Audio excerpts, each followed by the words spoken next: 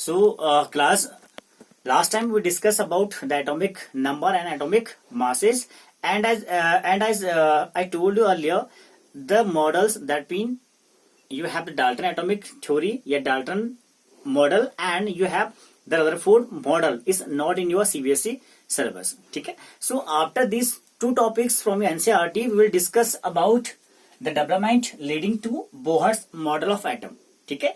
This model we will discuss in our section, that means the structure of atom only, Bohr's model and the latest model of atom.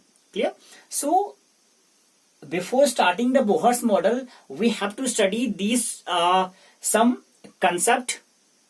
Okay, like you have, yeah, first of all we discuss about the first thing, the dual behavior of EMR.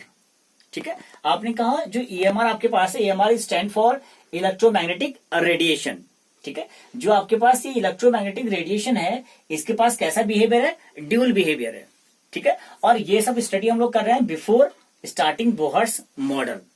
ठीक है, यानी कि आपका EMR क्या था और EMR के character क्या होते हैं. ठीक है, और EMR कैसे फॉलो करता है या क्या क्या उसके कंस्टिट्यूएंट्स होते हैं. ठीक है, उन सब की स्टडी हम लोग यहाँ पर करेंगे. Then will start about our Bohr's model. Clear? So first of all जो EMR है, this EMR have the dual behaviour. ठीक है, ड्यूल बिहेवियर का मीन्स क्या होगा? This one have the particle and wave nature. ठीक है, यानी कि जो आपका EMR होगा, जो इलेक्ट्रोमैग्नेटिक रेडिएशन आपके पास होंगे, उसके पास ड्यूल बिहेवियर होगा. That mean they have the both behaviour, the particle as well as wave nature. ठीक हो गया. And second things, you have the atomic spectra. ठीक है, हम एटॉमिक स्पेक्ट्रा की बात करेंगे कि एटॉमिक स्पेक्ट्रम क्या होता है, या स्पेक्ट्रम क्या होता है, या इलेक्ट्रोमैग्नेटिक स्पेक्ट्रम क्या होते हैं. ठीक है, हम इन सब की बात करेंगे. और इसके लिए हमें एक फिक्स चाहिए आपका, हम कह सकते हैं the quantization of energy level. ठीक है, हम बात करेंगे क्वांटम थ्योरी के अंदर. ठीक है, जहां पर मैक्स प्लांक का क्वांटम थ्योरी आएगा, वहां बात करेंगे क्वांटाइजेशन ऑफ एनर्जी. ठीक है, तो एटॉमिक स्पेक्ट्रा के अंदर भी हम कह सकते हैं कि हमें क्या चाहिए? Fixed electronic energy level. ठीक है, हम स्पेक्ट्रा के अंदर बात करेंगे, हमें क्या चाहिए? फिक्स्ड इलेक्ट्रॉनिक एनर्जी लेवल चाहिए. ठीक है, अब एनर्जी लेवल क्या होते हैं आपका? इंक्रीज होते हैं या डिक्रीज होते हैं. ठीक है, तो हमें किसी एक फिक्स्ड एनर्जी लेवल की बात करेंगे टू डिफाइन एटॉमिक स्पेक्ट्रा. ठीक है, दिस टू मेन पॉइंट, जिनके कारण क्या होता है, आपका बोहर्स मॉडल का इंट्रोडक्शन होता है. ठीक है, या हम कह सकते हैं कि बोहर्स मॉडल स्टार्ट क्यों होता है? Just because of these two point. First dual behaviour and second atomic spectra. ठीक है, अब ये दो चीजें कहां मिली आपको? आपको मिली थी the demerits of Rutherford model के अंदर. ठीक है, वहां पे ये दो कमियां मिली थी, एंड इन दो कमियों को आप क्या कर रहे हैं? कंप्लीट कर रहे हैं इन योर बोहर्स मॉडल. ठीक है, और तभी आप इंट्रोड्यूस कर रहे होंगे अपना बोहर्स मॉडल. ठीक है, और एक बड़ा इंपॉर्टेंट आपके पास डिमेरिट था इन योर रदरफोर्ड मॉडल. वो क्या था? Rutherford model is can not define the stability of an atom. ठीक है, जो आपका मॉडल था रदरफोर्ड का, वो एटम की स्टेबिलिटी को डिफाइन नहीं कर पा रहा था कि एटम इज एग्जिस्ट और नॉट. ठीक है, so after this you have this two point, you can से the starting of Bohr's model of atom. You have the nature of light and electromagnetic radiation. ठीक है, as I told you, this EMR is proposed by Newton as particle character या particle in nature. ठीक है, अब Newton ने क्या कहा था आपसे कि जो EMR आपके पास है, जो इलेक्ट्रोमैग्नेटिक रेडिएशन होगा, इसका नेचर कैसा है? पार्टिकल नेचर है. This one consist in particle nature. ठीक है, this one consists the particle nature, and this particle nature of light is also called, you have a theory particle that's called the Corpusculus theory. ठीक है, and in this theory you have successfully explained two phenomena. The first is you have the refraction, and second is a reflection. ठीक है, first and second. ठीक है, जो particle nature of EMR था या particle nature of light जो था, उसके अंदर आपने दो टर्म्स को सक्सेसफुली एक्सप्लेन कर लिया, जिसे आप कहते हैं refraction theory and reflection theory, जो हम पढ़ चुके थे 10th क्लासेस में. ठीक है, बट हमारे पास इनके अलावा भी बहुत सारे टर्म्स हैं या बहुत सारे फिनोमिनास होते हैं लाइट में, जिनको आपका पार्टिकल नेचर नहीं डिफाइन कर पाया. ठीक है, वो क्या थे? वो फर्स्ट था आपके पास इंटरफेरेंस एंड सेकंड आपके पास diffraction. Interference and diffraction you have. ठीक है, these two terms are not defined by this particle nature. ठीक है, पार्टिकल नेचर इन दोनों को डिफाइन नहीं कर पाया कि इंटरफेरेंस क्या होता है और डिफ्रैक्शन क्या होता है. ठीक है, बट सक्सेसफुली एक्सप्लेन कर पाया रिफ्रैक्शन को और रिफ्लेक्शन को. ठीक हो गया. And to defining these two terms you have the Huygens wave nature. ठीक है, ह्यूजेंस वेव नेचर आपके पास आता है. ह्यूजेंस वेव नेचर आपके पास आता है जो सक्सेसफुली डिफाइन करता है आपके इंटरफेरेंस को और डिफ्रैक्शन को. ठीक है, यानी कि जो रिफ्रैक्शन और रिफ्लेक्शन था वो किसके अंडर में आया? पार्टिकल नेचर ऑफ लाइट के अंदर. And the interference and diffraction is comes under to wave nature. ठीक हो गया. And second things we have the EMR.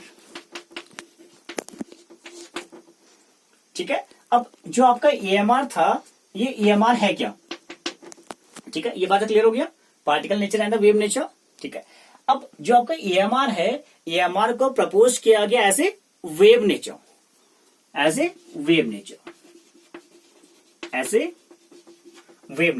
And ये कंसिडर किया गया यहां पे कि जो ये वेव नेचर है ये टू फेज एग्जिस्ट कर रहा होगा. The one is electric and second is magnetic field. ठीक है, तो टू फेज आपके पास क्या है? First is electrical field and second is magnetic field.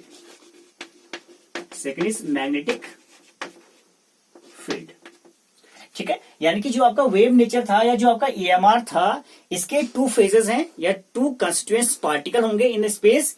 First electrical and second magnetic field. ठीक है, यानी कि ये दोनों की तरफ बिहेव कर रहा है, इलेक्ट्रिकल फील्ड की तरफ भी और मैग्नेटिक फील्ड की तरफ भी. ठीक है, ये था आपका ईएमआर, जिसे आप कहते हैं electromagnetic radiation.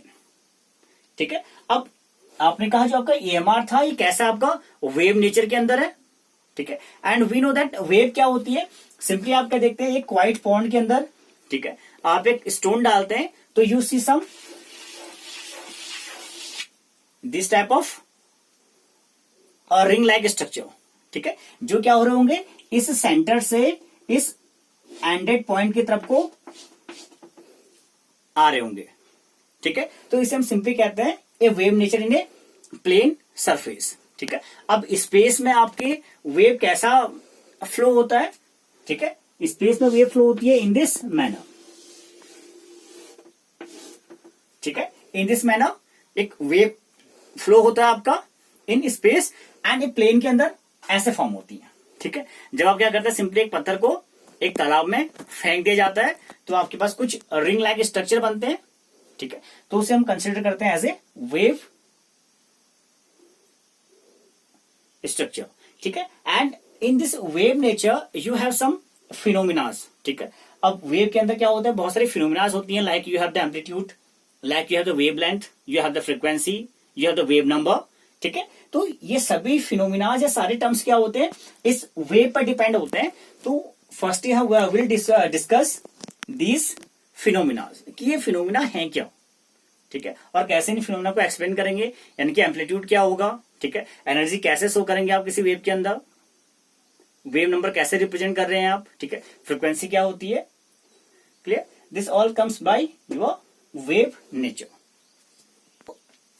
You have a wave like structure, ठीक है, ये आपका वेव का स्ट्रक्चर हो गया, ठीक है, यानी कि वेव आपका स्पेस में ऐसे फ्लो होती है, up down and up down, ठीक है। ये एक लाइट का टाइप हो गया कि लाइट ऐसे फ्लो हो रही है और स्पेस में, ठीक है।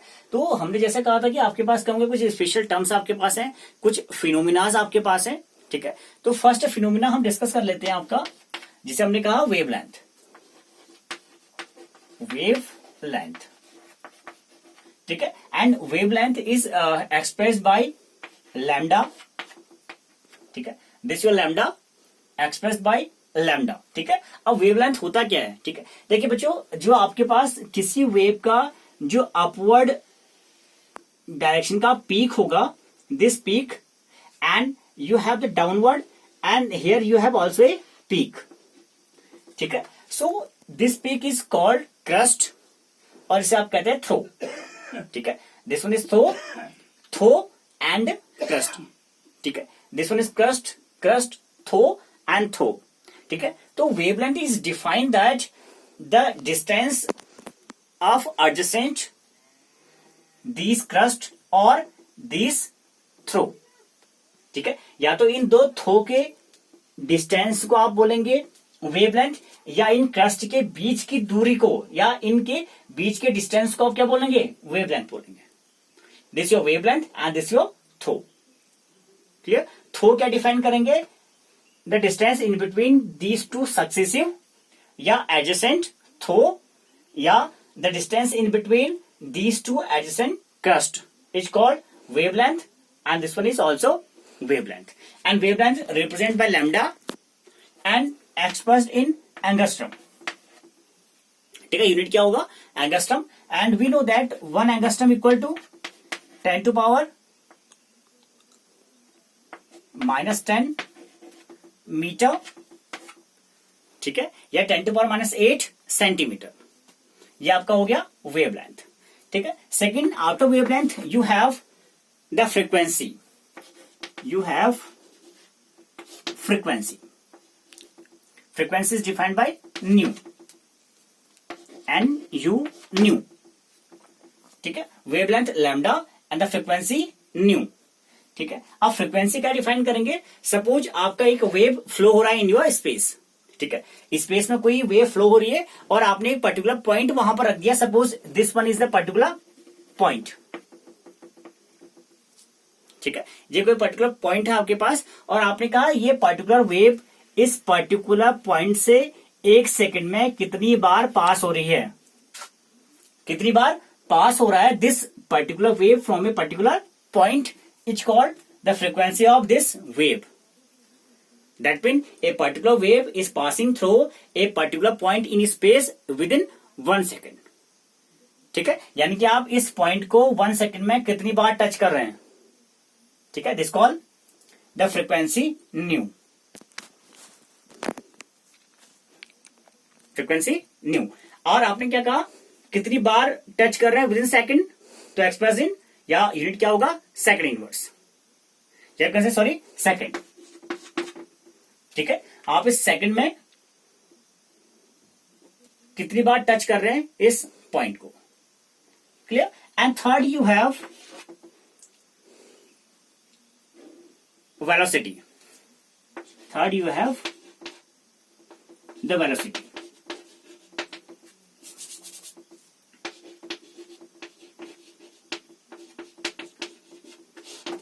Velocity is known by C, ठीक है। वेलोसिटी किसे कहेंगे आप, सी को, ठीक है। अब वेलोसिटी का मीन्स क्या हो जाएगा कि आप 1 सेकंड में आपका वेव कितना डिस्टेंस ट्रेवल कर रहा है, ठीक है। सपोज आपका ये वेव है, ठीक है, आप इस वेव से 1 सेकंड में कितनी डिस्टेंस ट्रेवल कर रहे हैं with in A second is called velocity of this wave, ठीक है। यानी कि 1 सेकंड में आप कितनी डिस्टेंस कवर कर रहे हैं उसे आप कहेंगे velocity. So velocity the same things, आपने कहा कि आपकी वेव 1 सेकंड में कितना डिस्टेंस ट्रेवल कर रहा है in space is called velocity, ठीक है। और रिप्रेजेंट कैसे कर रहे हैं, बाय सी, ठीक है। सपोज आप डिस्टेंस ट्रेवल कर रहे हैं in metre and within 1 second, so you have the unit is metre per second is the unit of velocity. और वेलोसिटी कैसे डिफाइन कर रहे हैं? The distance travel by a wave within 1 second is called velocity of this wave. Clear? And this is called velocity. And after velocity you have amplitude. Amplitude. Amplitude क्या होता है? देखिए, amplitude आपके NCERT में लिखा होगा by capital A. The expression some books are represent this amplitude by small a. ठीक है, किसी बुक ने आपको एम्पलीट्यूड कैपिटल ए लिखा होगा या कैपिटल या स्मॉल ए लिखा होगा इन योर साइड बुक्स या other books, but NCERT mention करेगा इसको कैपिटल ए से। ठीक है, सो आप एम्पलीट्यूड क्या कहते हैं? आप एम्पलीट्यूड कहते हैं the height of this crest या the height of this trough is called amplitude. ठीक है, और एम्पलीट्यूड का सिंपली मतलब होता है इंटेंसिटी। ठीक है, इसको आप कह सकते हैं इंटेंसिटी। इंटेंसिटी इंटेंसिटी इंटेंसिटी का मीन्स होता है द हाइट ऑफ क्रस्ट या हाइट ऑफ थ्रो, यानी कि जो आपका वेव है वो कितना अप जा रहा है और कितना डाउन जा रहा है, इसे आप कहते हैं amplitude.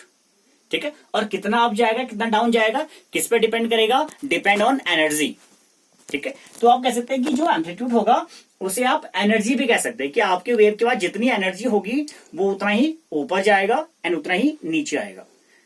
Just the same like your rubber ball. ठीक है, सपोज आपका रबर बॉल है, आप you are throwing your rubber ball in the ground and this rubber ball is jumping to a particular height.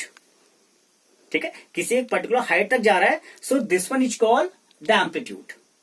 और एम्पलीट्यूड कहां से generate होगा? From your energy. आप जिस एनर्जी से उस बॉल को फेंक रहे होंगे, दिस वन नोन एम्पलीट्यूड या इंटेंसिटी।